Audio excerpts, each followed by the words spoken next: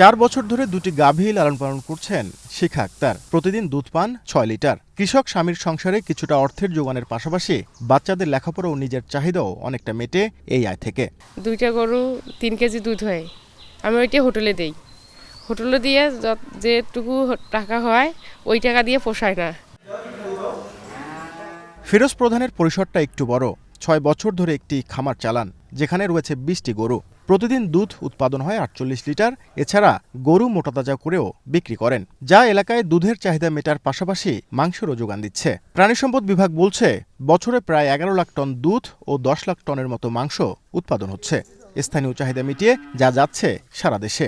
স্থানীয় চাহিদা মিটিয়েও আমরা অত্র অঞ্চল থেকে দুধ, ডিম, মাংস দেশের বিভিন্ন অঞ্চলে সরবরাহ করে আসছি।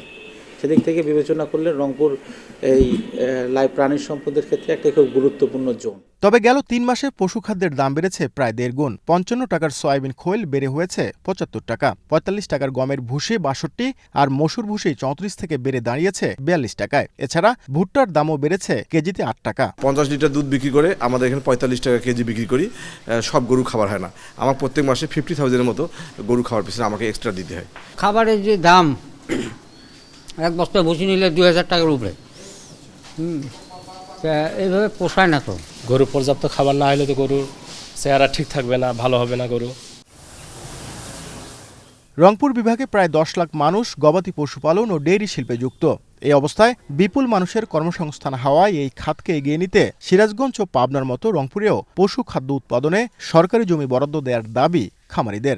সিরাজগঞ্জ পাবনায় কিন্তু 1062 একর জায়গা সরকার থেকে খামারিদেরকে ঘাস এবং ভুট্টা উৎপাদন করতে দেওয়ার জন্য লিজ দেওয়া আছে। 1 শতক জায়গাও কিন্তু আমাদের খামারিদেরকে ঘাস উৎপাদন করতে দেওয়ার জন্য দেওয়া হয়নি।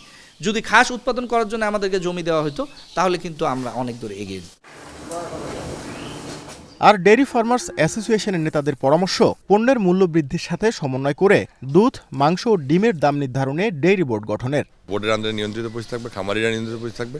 সেক্ষেত্রে আমাদের সহজ হবে যে আপনার মনে করেন যে দুধের দাম, মাংসের দাম এটা একেবারেই মনে করেন যে সমন্বয় করার এটা সহজ হবে। সেই কারণে আমরা ডেইরি বোর্ড চাই।